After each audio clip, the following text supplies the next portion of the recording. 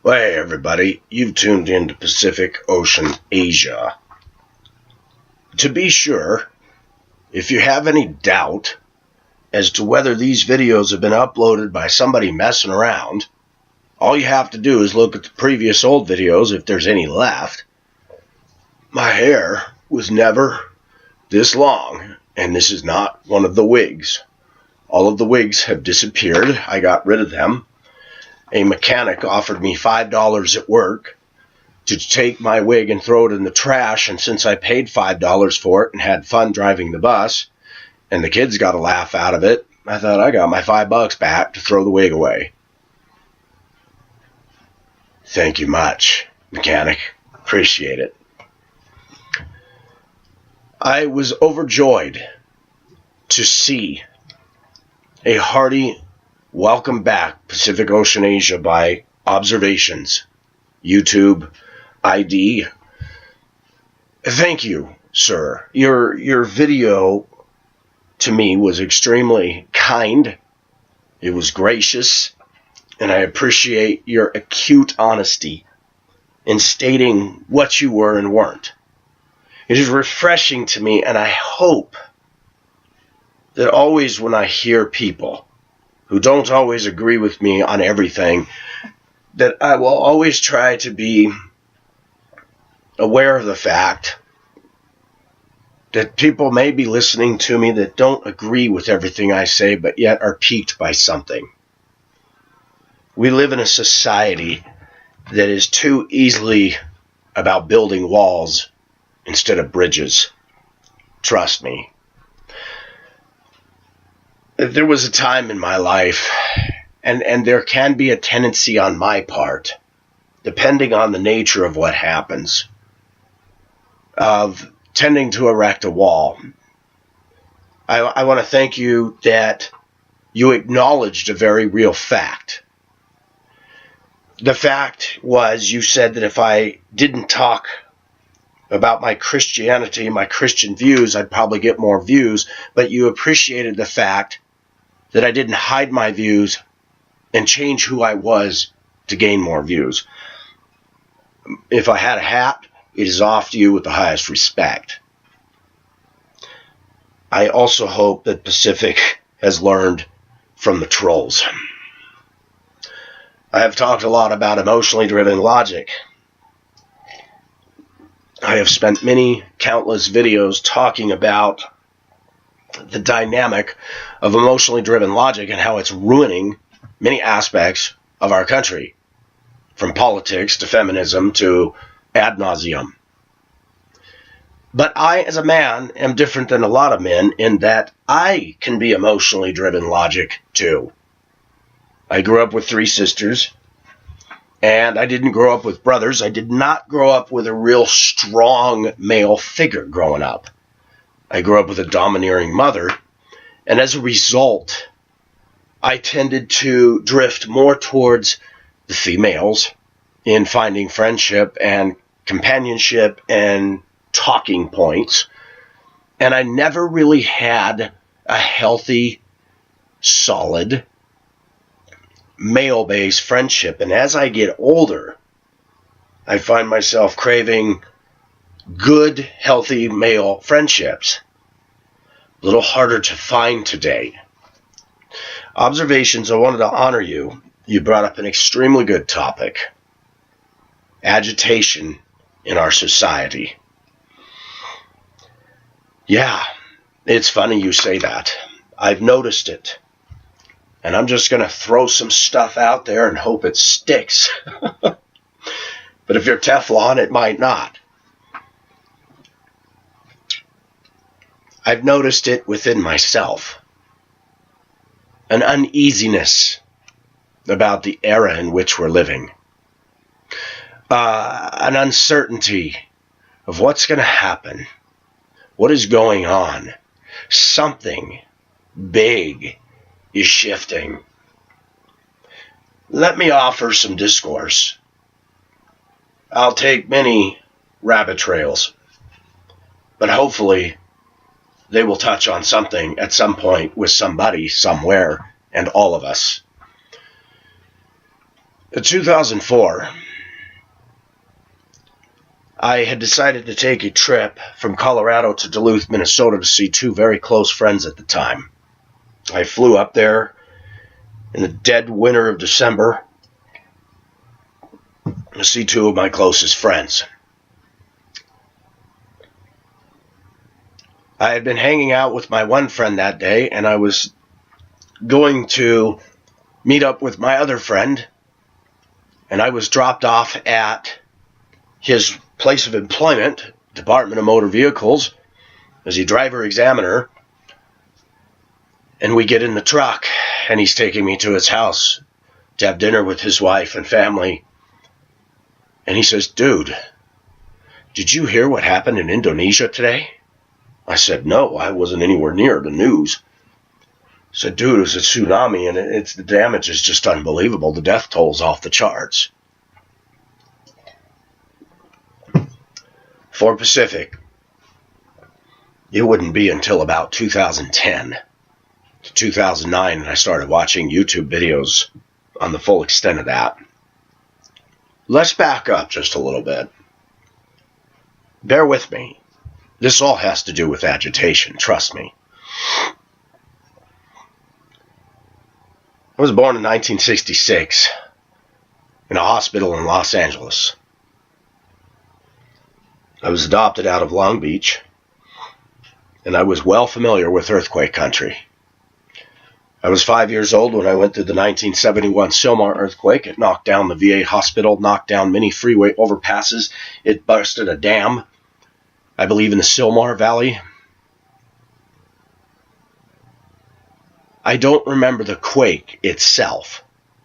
I just remember right after it that everybody was awake early in the morning in our house in Torrance, and my parents were talking about it, and I saw a box of cereal lying on the floor. The house shook. It had knocked some stuff out of the cupboards, but other than that, other than a few cracks in the stucco, the house was fine. I remember within the next few days, my dad took me in the car, and we went on a little sightseeing tour of the damaged stuff. It stuck in my head. In 1980,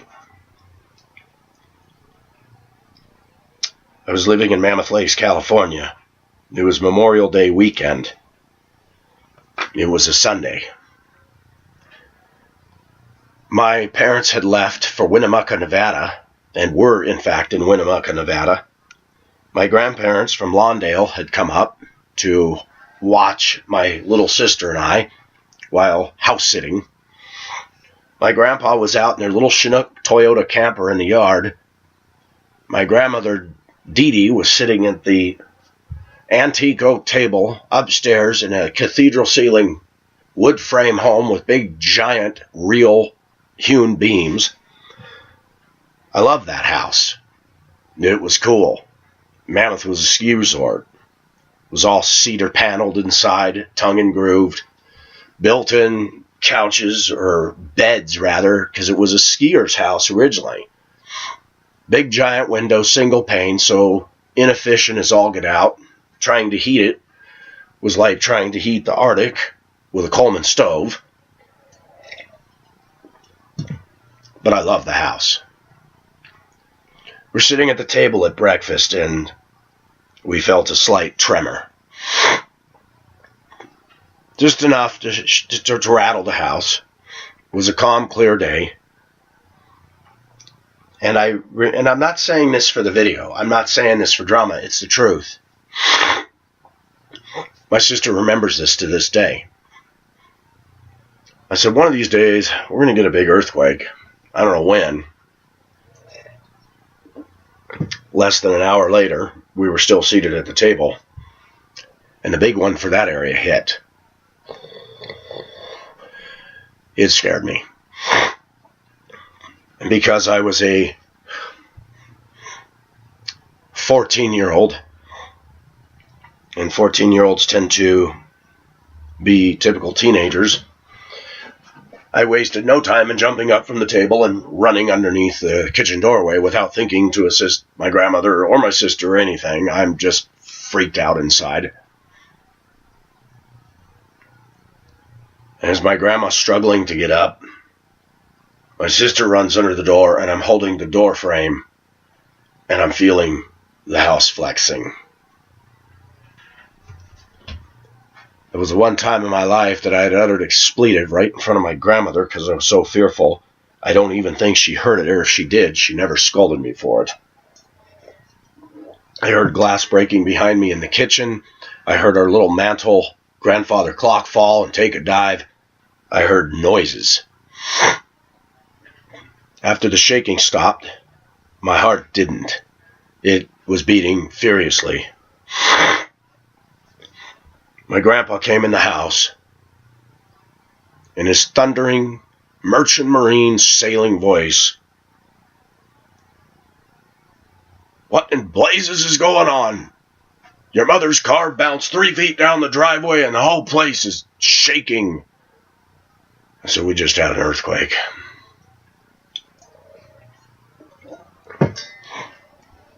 There are 3 major events in my life that have come to define me. 3 what I call earthquake faults in my life that shifted my direction, shifted my focus. 1980 was the first one. The earthquakes. I became consumed with studying them. Excuse me. The 1906 San Francisco earthquake, the 1964 Anchorage, Alaska quake. I started reading about quakes, looking at old black and white photos, trying to understand how do buildings fare when the earth moves under your feet. I started looking at Japan. Japan has some of the highest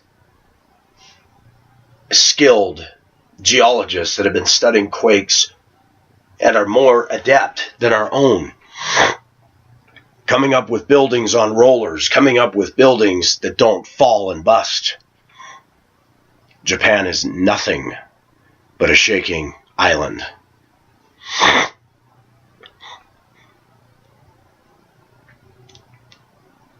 As I began to study earthquakes, the biggest quake I had heard of was an 8-pointer. We used to call it an 8-pointer. The earthquake scared my cousin so bad, who was on the other side of Mammoth Lakes, that our grandparents decided we better go down to the sporting goods store and see my uncle. We went down and saw my uncle. He was going to continue to maintain the store. We then went up to my aunt's house and kind of rallied together, because when you have a disaster hit like that, and by the way, after the quake had hit, because we were in the Sierra Nevadas, all this dust rose up from the mountains.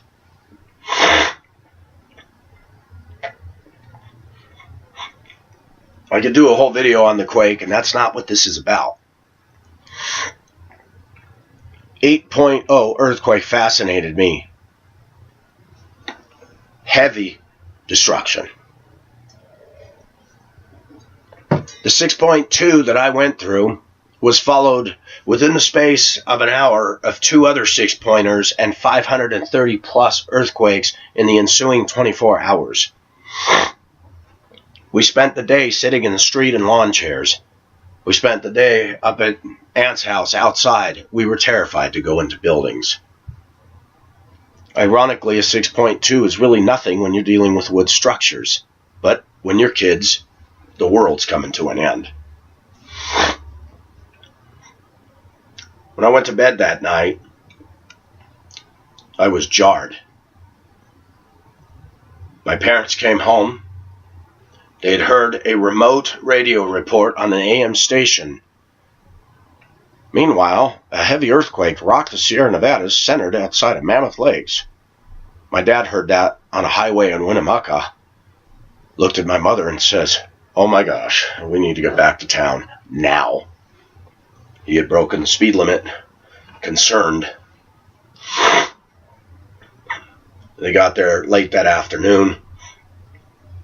I went to bed that night, and for some strange reason, I collected old ghost town tins, and I had a little cubby shelf that I had them on.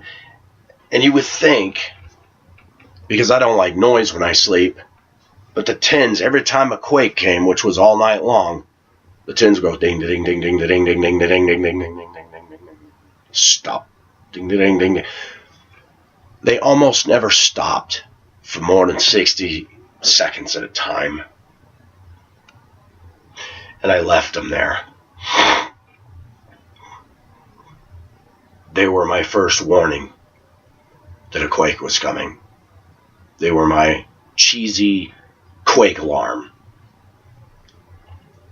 Had a teacher, Mammoth High School, University of Michigan graduate, great science teacher, Mrs. Vanco. She caught my curiosity like nobody's business. We studied earthquakes, volcanoes, and glaciers, all three of which fascinated me. One day I came to class, closer to 1982. Did you guys all feel that earthquake this morning? And I laughed. I said, who didn't? By then, I was getting more comfortable with quakes. I had earned my big boy pants and belt buckle that now earthquakes didn't scare me as much because the house wasn't going to fall. And it's like, oh, here we go.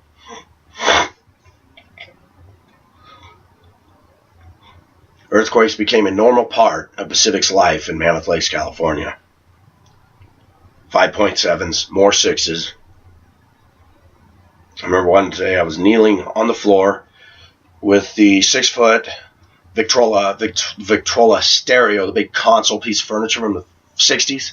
You know, you open the lid, drop down record, the stereo and the record slot. Some had an 8-track player in them.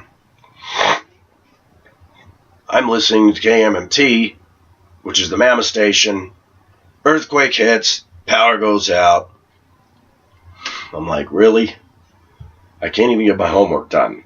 It got to the point where I tried to make humor about it. Another time I came home one afternoon, another quake hit. And this one caught my attention. We didn't have a slab. We were house built on a foundation. So we had 4 feet between my floor down to the earth. Cement rectangle that the house sat on. And this earthquake was powerful.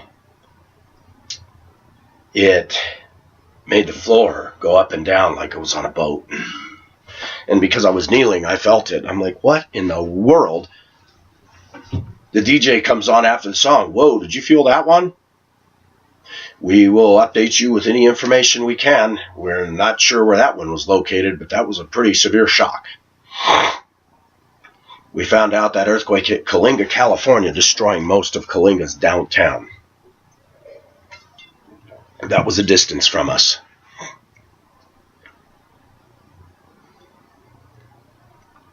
In 2004, the tsunami that struck Indonesia and Thailand and reverberated in a very large area. It was generated by a 9.0, very close to Sumatra. Sumatra was moved geographically, I believe it was 3 or 6 feet. When I learned the details of this, I'm like, a 9-pointer? 2011, Japan, another 9, generated another tsunami. Tsunami in 2004, 280,000 dead. Tsunami in Japan, 15,000.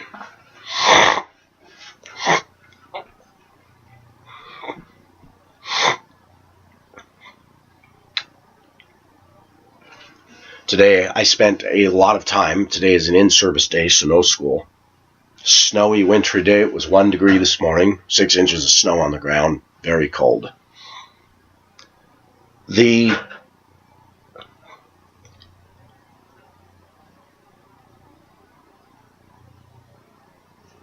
time I took to watch documentaries on the Marianas Trench, 9/11, why the buildings failed, fascinates me. As many of you know, my namesake, Pacific, I love the sea and I love ships. Was fascinated with the Titanic. I was fascinated with what happened when it broke up and made its descent to the bottom of the Atlantic 2 miles under from where it hit the iceberg.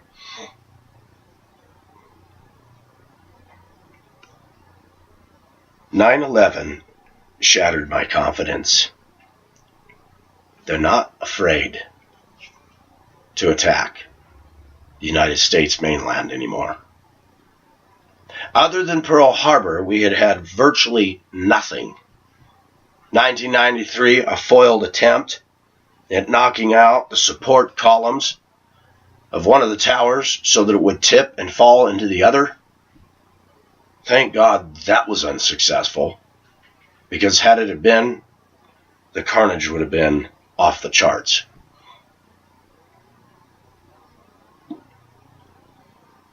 Don't kid yourself. Americans in their love of cinema are fascinated with disaster movies. End of the world scenarios, asteroids hitting the Earth, the biggest tsunami 300 feet high coming into New York City, an ice age hitting us suddenly without warning, volcanoes spewing molten lava.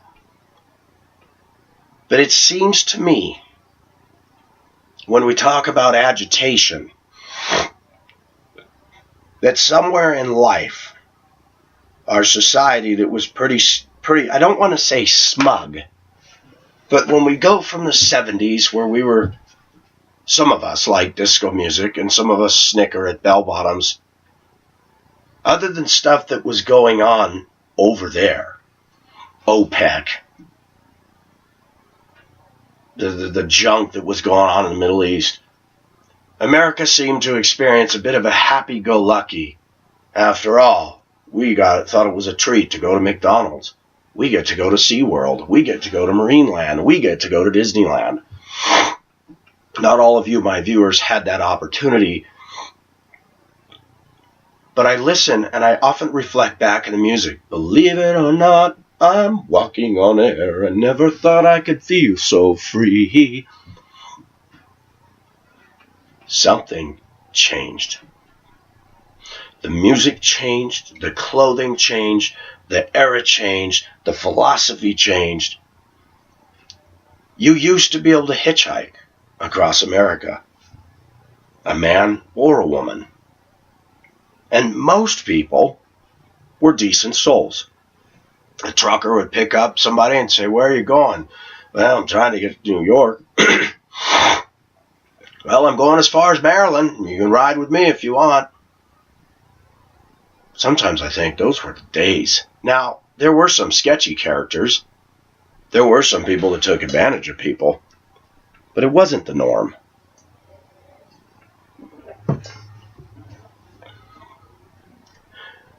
The swath and destruction of disasters is changing. I don't know if any of you followed as intensely as I did and were blown away, awed and pulled by its lure on the one hand and the sense of horror on the other. Hurricane Irma, 2017's largest recorded hurricane, bearing down on Antigua, slated to hit Puerto Rico full force at a category near 6. I thought of myself being on a ship and getting caught in something like that. I can't even imagine. I was fascinated by the storm. I told a friend of mine, I said, I hate to think of what this is going to do to those islands, but yet at the same time, part of me wants to be there and live. Part of me wants to go through something that intense, to be that close to such raw, horrific power, and live to tell about it. Some of you probably think you're nuts. I don't think so. Pacific has always been fascinated by stuff bigger than me.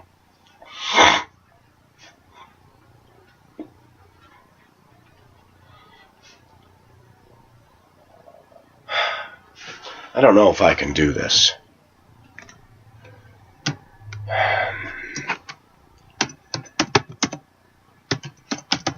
Let's see if we can do this.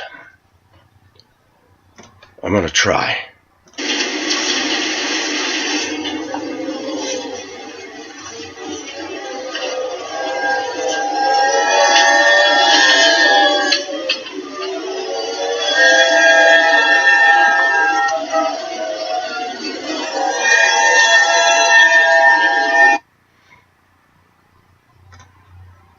Did any of you hear that?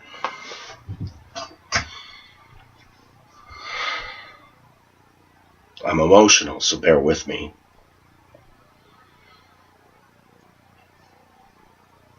I saw that video, a very short clip, audio and sound, of Irma as it slammed full force into one of the islands. It doesn't say which one. It shows palm trees. I grew up with palm trees. My grandpa had them in his backyard. They were barrel-sized and bigger than that. They were short, squat. We didn't play on those things. They were sharp. They were bristly. They destroyed you. We stayed away from them. We'd sit under the shade of them. You didn't pick up the palm fronds. They're razor sharp and cut your hands. You don't play with palm trees. You don't try to climb them. You don't mess with them. You had 3 chunky, low-profile palm trees that were not going to be moved if an F5 tornado came.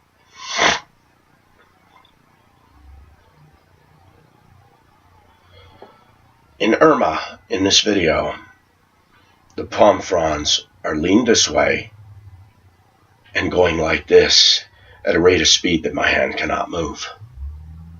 The hurricane sounds like an old steam train whistle. Something about that grabs me so hard because it's like, wow, that's a sound of some horrific power.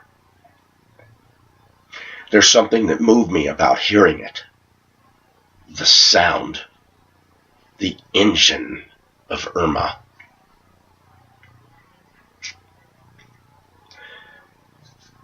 I like the Titanic. It was huge. It was a modern-day marvel in 1912. 882 feet of steel slicing through the cold waters of the Atlantic while people are waltzing in a fancy, extravagant, ornate ballroom. To look out on a starry night and see the ocean and be inside this steam-heated room, swaying to ballroom music, at the mesmerizing lull of the brand new luxury liner, opulence afloat through an Atlantic night. Every time something happens, whether it's the Titanic, it's Irma, the trade towers, the earthquake in Mammoth, it erodes something, it changes something, it affects the people who experienced it. But when we hear of a tsunami, did any of you watch those videos? It wasn't a 200-foot wall of water. It was anywhere from 33 to 44 feet, and you just see it coming and coming and pushing and coming like a river, just surging forward, grabbing houses and palm trees and Indonesian people and boys and girls and tourists and white people and rich and poor and carts and animal life indiscriminately. Vans, Isuzu trucks, Hino diesels, tiki huts.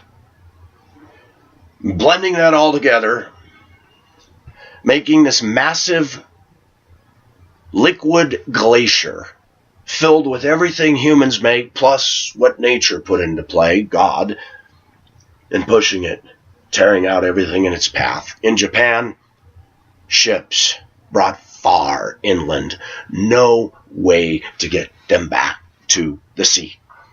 Too big to drag. One ship was landed on top of a house. Perfectly. The waters receded. It's sitting there. I laughed. I thought, okay, that's my house. You can call up somebody. I'm being facetious. The whole place was destroyed. Yeah, handyman, I got a ship on my house. Do you know how to get that off?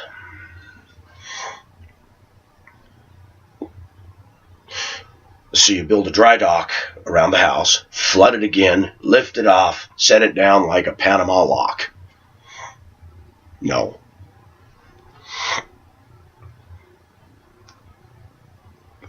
The disasters are speaking to us.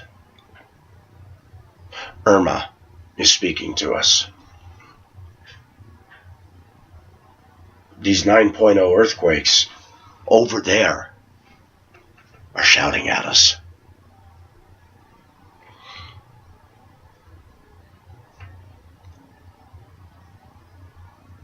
I know it may seem strange.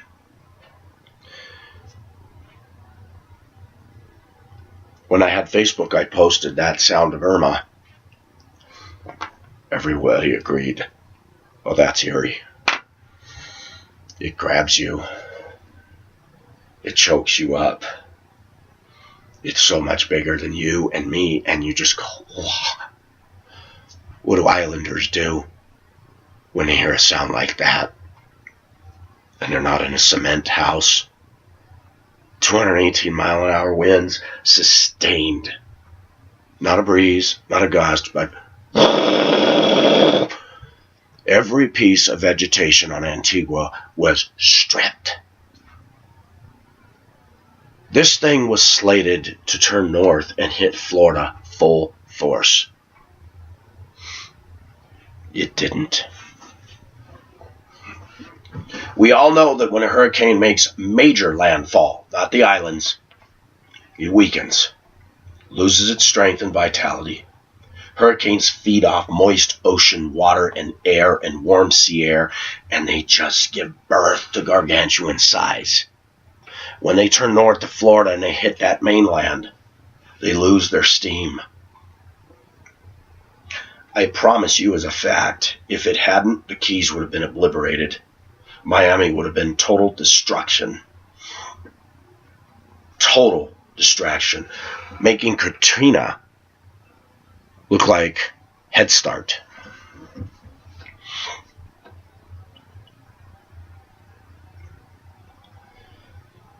Agitation in our society.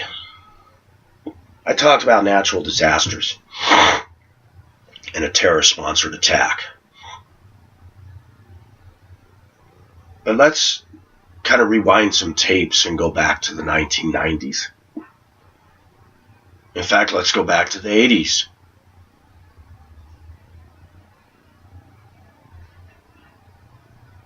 Remember the big hair bands?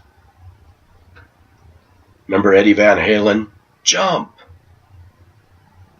Eddie Van Halen was cutting edge when they had synthesizers. That was a deviation from their normalcy. And we were talking about Pinos and Vegas and simulated wood grain station wagons, vinyl seats, Brady Bunch. Something changed. The 90s came along and you had Kurt Cobain and you had Village People and you had Ace of Base. I saw the sign. Things started to shift.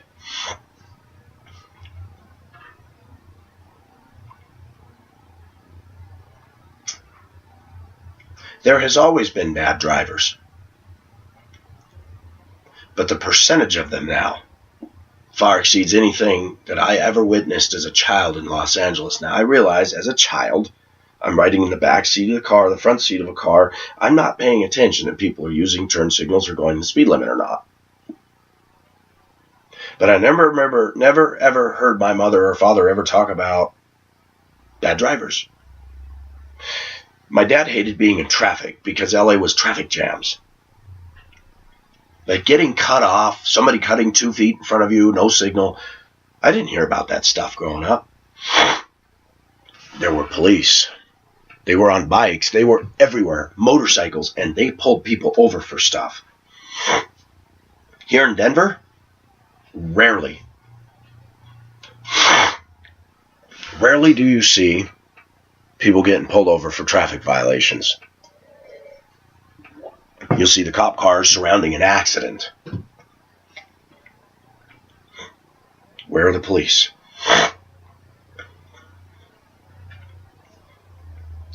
Agitation?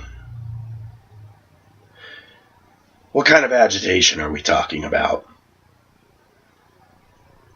People seem angry today. America's the land of the free, the home of the brave. What is the problem? We have the highest standard of living of any culture. At least that's what we're told. The bulk majority of the Philippine population lives in poverty compared to us. I know of a person that I communicate with regularly, domestic helper in Manila, who makes $88 a month to work 7 days a week. She gets 1 day off a month to do a commute by tricycle and jeepney to her family in another province.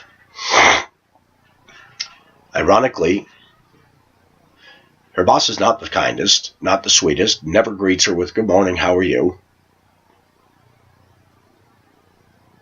She's an upper echelon Filipina, and she treats her maid like a maid. The girl is always happy. She's always positive. She's always upbeat. $88 a month. I make more than that in a day of driving bus routes. In perspective, slap me in the face. You know, Pacific, you make more than she does. You have a truck. You have a boss that treats you like that. You can sing the Johnny Paycheck song and say, I ain't working here no more. Why do we worry so much? Why are we so agitated? Why is America the #1 nation on antacids, acid reflux, stress diseases, and prescribed the most meds? The 1990s saw what George Bush termed the New World Order. The 1990s talked about the information superhighway, of which you're watching me right now through. The internet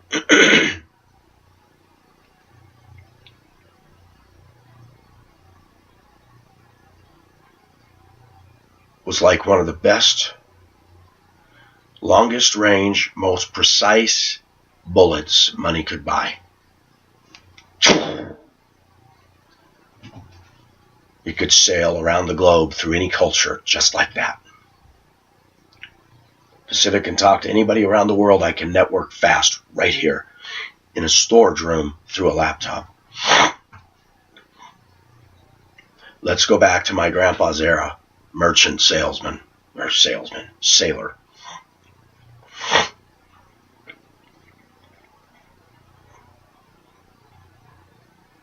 You know how he communicated with people overseas?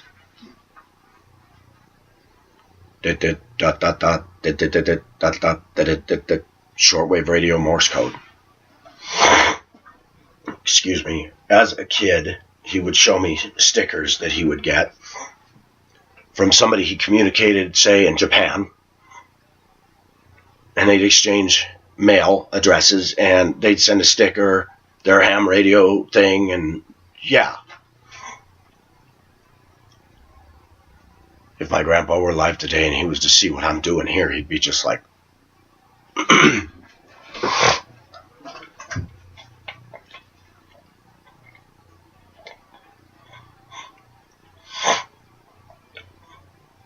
was it into thin air? Gentleman climbing Everest was at the summit and made a cell phone call to his wife. I'm paraphrasing. Honey, I'm not going to make it down. I want to let you know.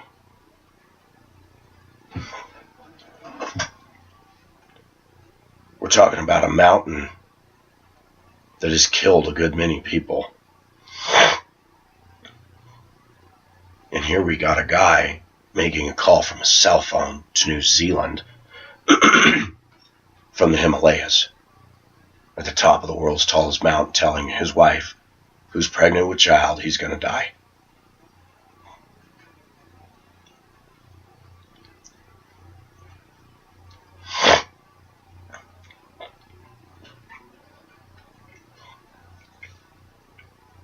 Is the agitation just going on here? Last year in Hong Kong,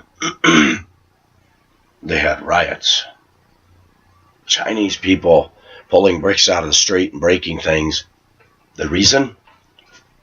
Hong Kong said if you're going to sell things on the street, you need to have a vendor's license, and the people went ballistic over that. It was a law that was always in effect. Chinese protesting.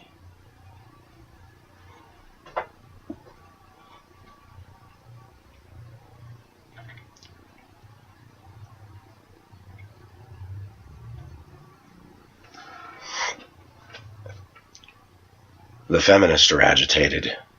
The LGBT community is agitated. The straight community is agitated.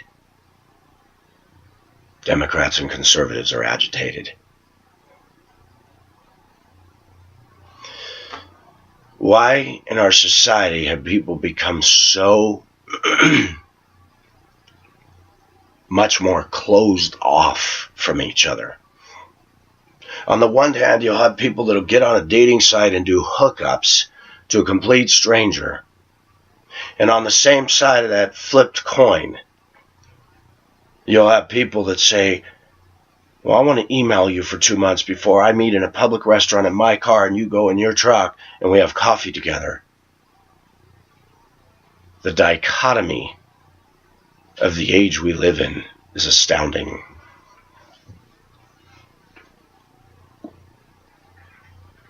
How about if I throw in one for free?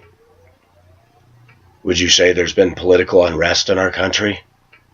Depends on which side of the voting public you talk to, but I can say yes, there's been unrest both times. I live with an awareness that 50% of the voting public doesn't agree with Pacific at all. Sometimes I feel threatened by that. Especially by those from the camp of the left side that tend to hate anybody who doesn't see things their way. But, to be fair, are there conservatives? Are there traditionalists? Are there Christians who erect a wall? Because you don't believe the way I do. Get away from me. Yes, there are.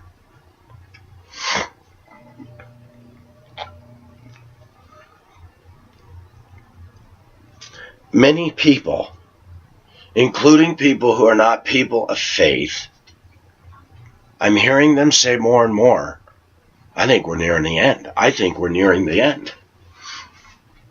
As a Christian, I can boldly state, there is an end coming. When? I don't know. I could give a whole video on my biblical dissertation of Matthew 24 and what I believe are the real signs. And to the chagrin of many fellow believers, the earthquakes that were 9.0 on the Richter scale, they're not signs to me. But it says in Matthew 24, there will be earthquakes in diverse places and wars and rumors of wars. Know that these are the beginning of birth pangs. They're getting more intense. They are. But that's talking about during the 7-year tribulation. We're not in that yet. During that time, they're going to increase in severity and intensity so much so the whole world's going to go, what is going on? These disasters that you're seeing now are a drop in the bucket. That's not where this video is centered right now. I think humanity's getting bored with itself. Think back.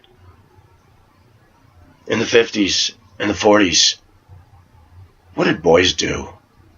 Roy Rogers, horsies, cowboys, Lionel train sets, the space, Flash Gordon, Marvel, Batman. All these things are still out there, but they've taken on a different form.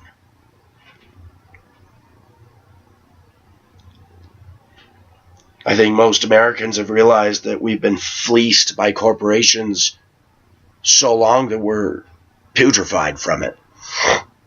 I think most Americans are disgusted that on both sides of the political spectrum, we've been lied to.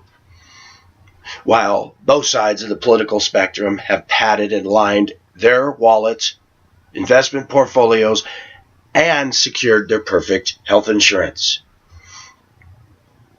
While the rest of us feel more and more insecure.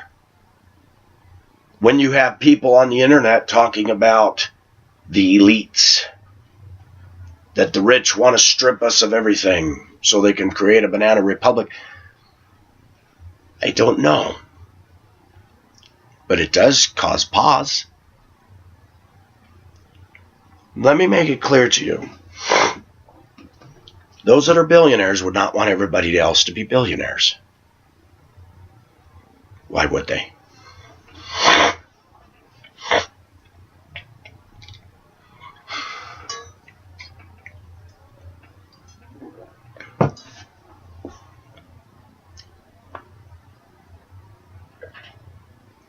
Are people agitated?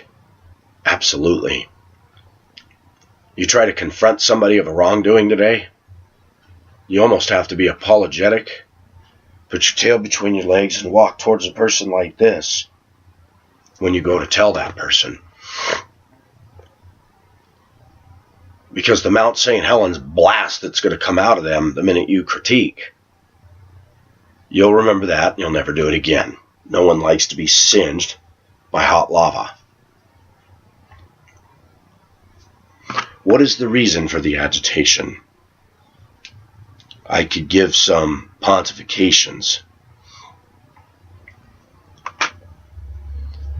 I think that society is becoming increasingly aware that materialism, politics, and all the things that we try to fill into the whole of our lives isn't really doing it. I think many people have a question about all these different religions and go, well, you know, which one is it?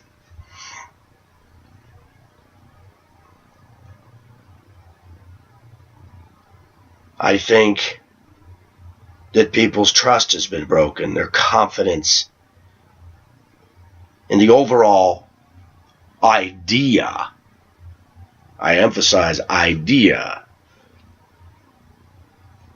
I think many Americans for a long time believed that if you're law-abiding and you have a white picket fence, you mow your lawn, and your kids get good grades in school, you arrived at the American dream. Most of us are left with a sobering awareness that we may never get even to touch the American dream.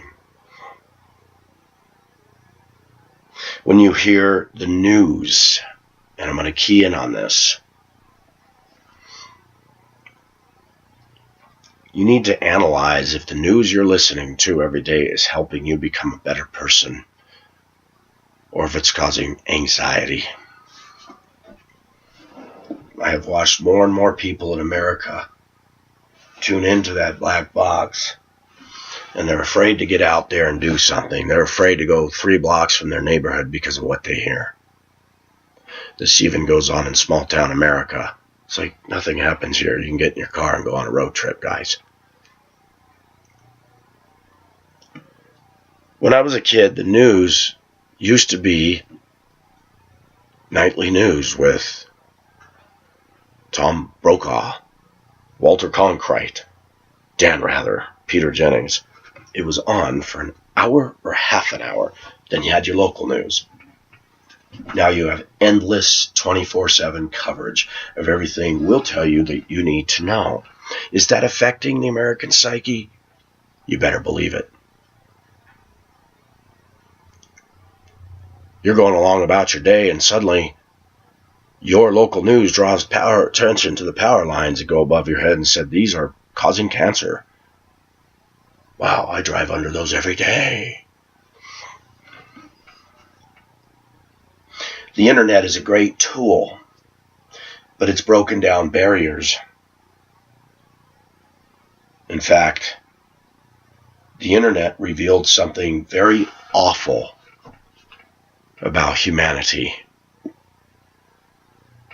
that none of us wanted to admit. Let's back up pre-internet. If you wanted to buy inappropriate materials, you had to be 18. If you lived in a small town, you better not buy it from the store clerk that knows you. If you went to a strip club and you knew that anybody who knew you saw you, you knew that that would get through the whole community.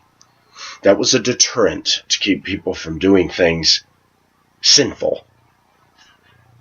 Not all, but most. Now people can get online, hide their identity, and play games. And I'm not talking video games, but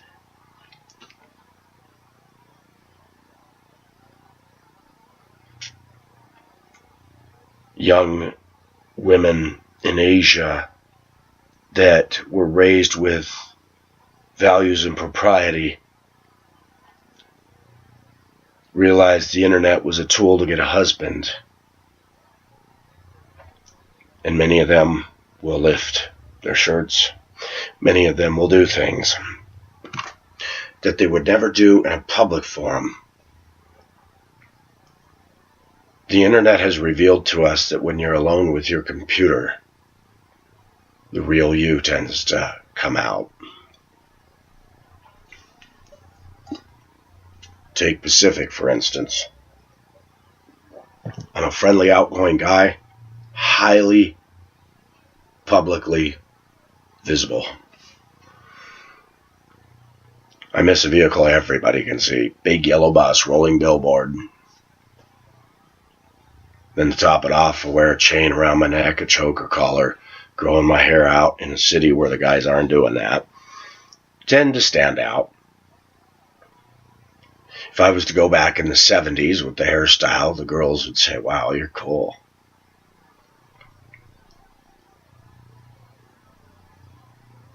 But today,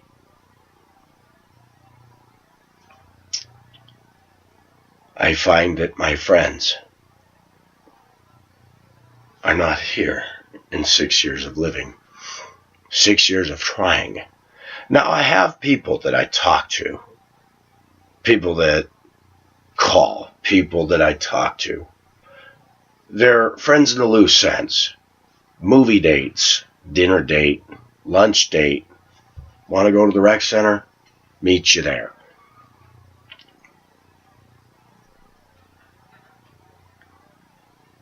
When I closed down Facebook, or rather Facebook closed it for me, to be more accurate,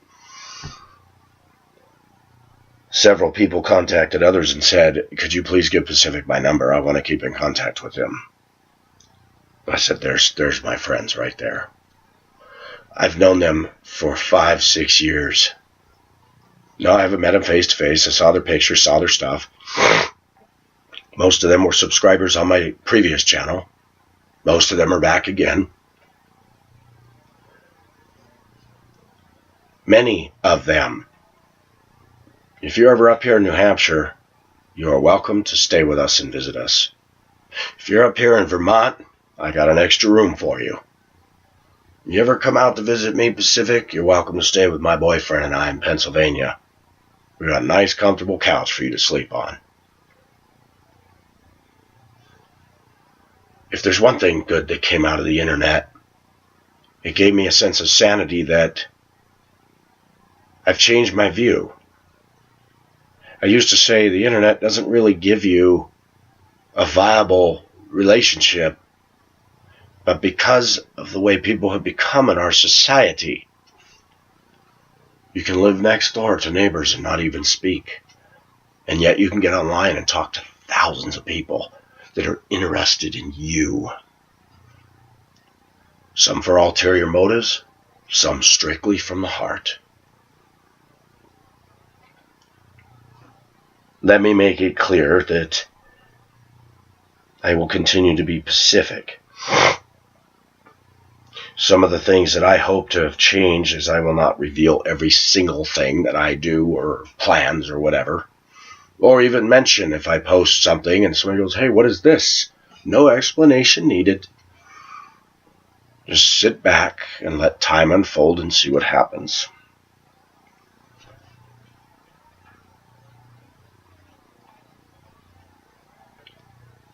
People are agitated.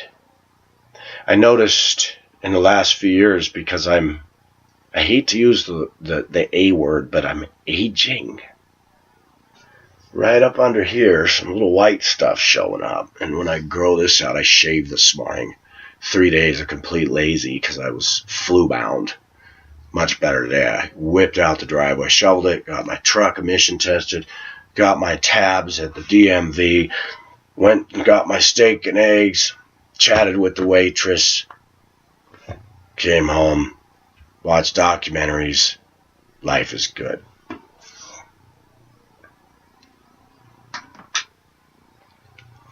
I know in the back of my mind, I made a call to a friend of mine on the East Coast, chatted with her. She had told me a condo underneath her is for sale, and I said, man, you live in such a nice place there, and the prices are so reasonable, maybe I ought to look at buying something like that. And she shocked me. Why don't you just come stay? I have all these extra bedrooms in here. You stay until you figure out if you like the place, what you want to do. And I said, well, I'm not going to stay rent-free. I need to pay you some. She goes, Pacific, I know you. That's not even an issue for me. You're my friend.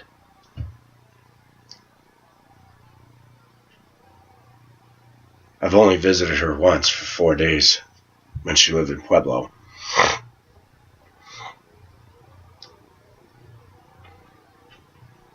I actually entertained the idea that the next place I eventually move to, I think I'm going to dive in the deep end and pay that vanity price tag to get license plates that say Pacific, if they're not already taken.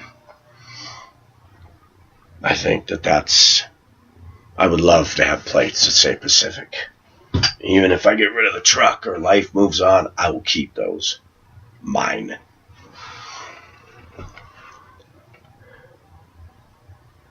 Why is the agitation? I'm trying to build from rabbit trail to rabbit trail. I think that all of these events, all of these things, the internet, our news, our media, our pop culture going off the chain, people singing stuff in their music, wearing clothing, doing things that just 40, 50 years ago would not have been tolerated. You have an older generation, you have the millennials, you have such a kaleidoscope called America. And I think that America's finally bumped into something called growing pains and diversity and fluid and redefinable sexuality and politics and this and environmentalism and non-environmentalism and creationism and evolution, and you throw all this together in a blender and I come out with one question: how do we all just get along? Illegals, refugees, Muslims. I think some people don't know where to stand anymore. They're afraid of offending somebody. But let me make it clear. I meet some liberals that agree with me. They're against illegals coming here. I meet some Democrats that say these Muslims that come in that are terrorists, we need to stop letting them in. I have to work on something, and we all have to work on something. Build a bridge over the River Kwai and don't tie plastic explosives to it.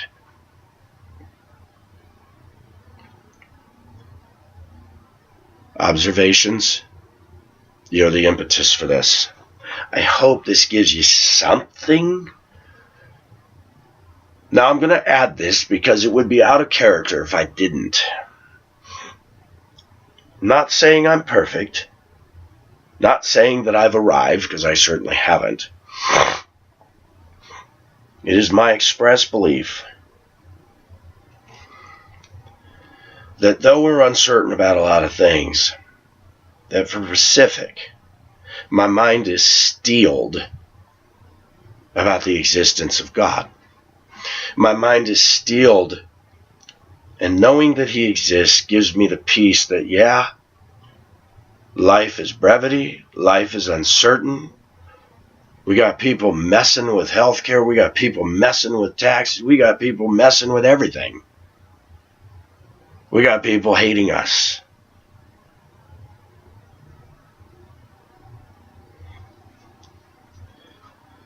But when I feel shaken, I say, God, this is bothering me.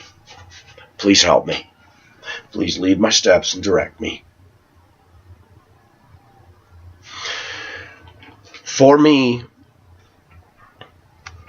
it is considered an honor to be told by a viewer who's not a Christian, who's not a conservative. It's a reminder to me that not everybody who's on an opposing viewpoint is shutting us out and putting up a wall and going, nope, not going to listen. It's a reminder to me that sometimes the biggest influence we can have is caring, even about somebody else who differs from us. Reaching a hand across the aisle and say, hi, I'm Pacific. And you?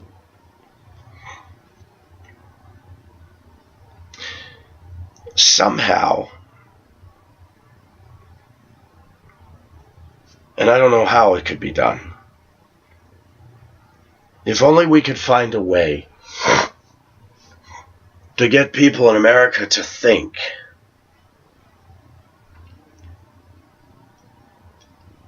that we can all gain something from people that are different than us. I mean, I facetiously say, yeah, some show me lifestyle I don't want to emulate, and some do. But even in my own 52 years of roaming the planet Earth, some interesting factual observations took place in my life that shattered the stereotypes. Some of the nicest people to me, some of the people that gave me the biggest helps, were not always your fundamentalist, conservative, orthodox Christians.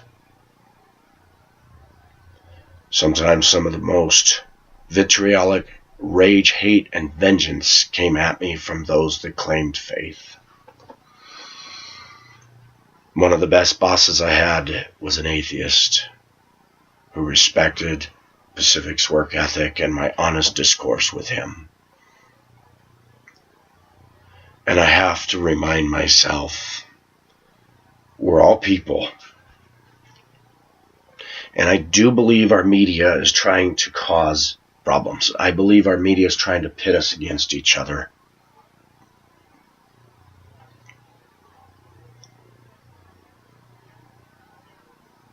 For me, one of the greatest indictments to any of us who call ourselves a Christian is it says, they will know you are Christians by your love. And sometimes I don't always have a lot of love for a lot of people, especially when they're mean to me, pick on me, bully me, hurt my feelings.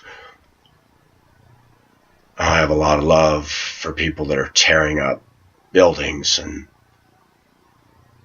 destroying people's rights. I read the book Unbroken by Laura Hillenbrand. It's a story about Louis Zamperini, which Angelina Jolie didn't realize was living behind her in California. She got to know him, did a movie of his story. If any of you, whether you agree with me on everything or not, read the book, you will not be able to put it down. It's a New York Times bestseller. It's a great book. Unbroken. That a man could go through so much stuff and live just blew me away. And yes, he finds God, but the book isn't some evangelistic push. It's about what he went through as a runner who made it to the Olympics, grew up in my town of Torrance. And he's laying in his backyard watching the Hindenburg fly over his house in Torrance in the 1920s. And I'm going, huh? The Hindenburg flew over Torrance? He made it to the Olympics. The plane he was on, military plane, they were sent out. Funafati, out in the South Pacific to find another plane that went down to search for survivors. An engine blows and they go down. He survives 47 days floating across my namesake, the Pacific, 2,000 miles of drift to fall into the hands of Japanese as prisoners of wars and get beaten with Kendall sticks. And oh my gosh, I'm not going to give it away. I challenge you to read it. It's a book you will not put down. And in the book, I'm reading about how awful the Japanese were to our POWs, and I'm just thinking, oh my gosh, I wish they just, all those guys in the barracks would just rise up and throw this guy over the cliff.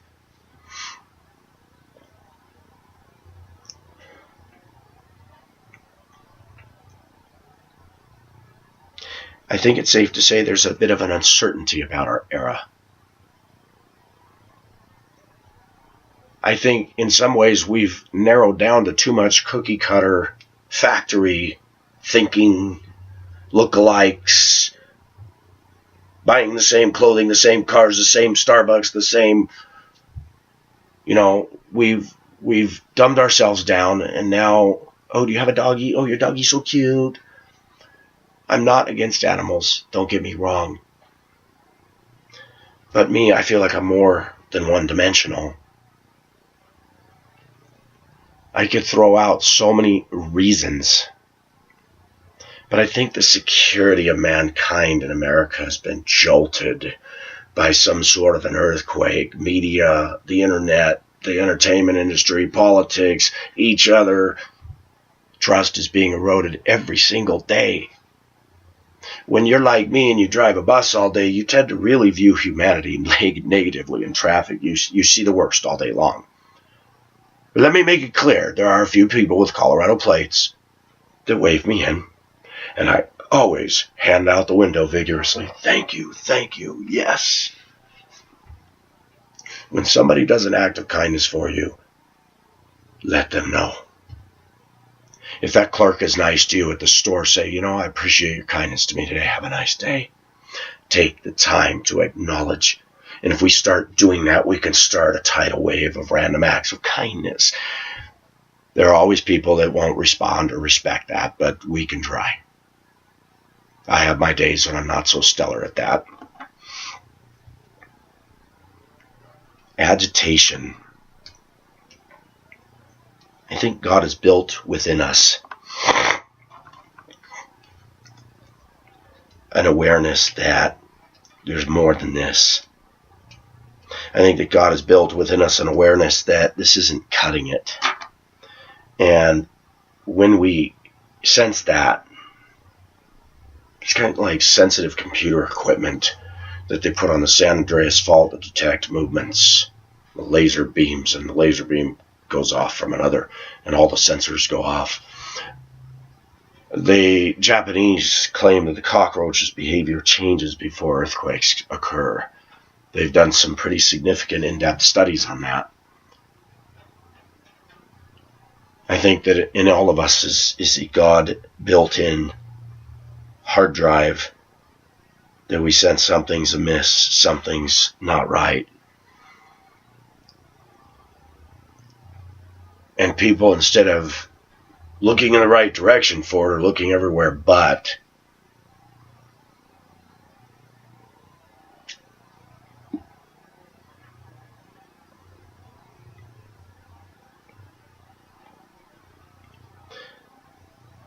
I do notice that people are more angrier out there. You know, you'll see the car that moves in front of somebody with no turn signal. And the one that was just cut off, instead of being mature about it, jerks into the other lane with no turn signal, pulls up next to him, finger, yelling, screaming, and then cuts in front of him with no turn signal. And all I can think of is toddler nanny nanny boo boo. When adults are acting like this, you got to stop and go, what is this? Why are people doing this? I thought we were bigger than this. Observations, a hearty thank you, sincere thank you. It was nice to type in Pacific Ocean Asia and see, wow, somebody posted something. And it was nice. Thank you for the welcome back. I hope that I can always continue to learn and to grow so that I can be relevant, whether people agree with me or not, relevant in such a way that people, even that have views hostile to mine, could come on this channel and feel a sense of, I like listening to him. One of my favorite communications people of all time is Paul Harvey. He was extremely good at what he did. Folksy, homespun. He's an American icon. Paul Harvey was awesome. I have deep, deep respect for him. There are people that are way better than me, more eloquent, more polished. I know that.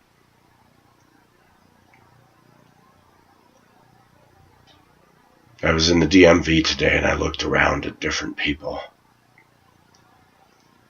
God, I got my black jeans on with a hole in them, my sweatshirt, my long hair, my chain, and I thought, yeah, I don't fit. But I said, you know what, that's okay. I like being me. It feels right for my skin. I wrestled and spent too many wasted years trying to please everybody, and I realized you can't do that. And it's not your job to do that. For me, I only have to please one, and that's God, and that's a tall order. And when I say I don't have to please everybody, that doesn't mean an insensitive, obnoxious disregard and insensitivity to other people, no.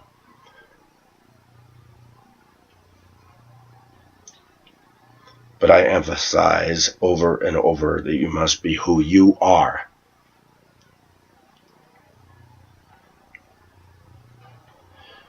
I notice an increase, as well as the agitation that you mentioned, observations, an increase in the superficiality of our age. And that was another thing that drove me to come back. There are some that are getting tired of that. The chickens are coming home to roost, and it isn't feeding people that are deeper. We were all made for something more, and superficial isn't going to cut it. I hope this helps. This is Pacific, and you heard it first right here. Stay tuned for more.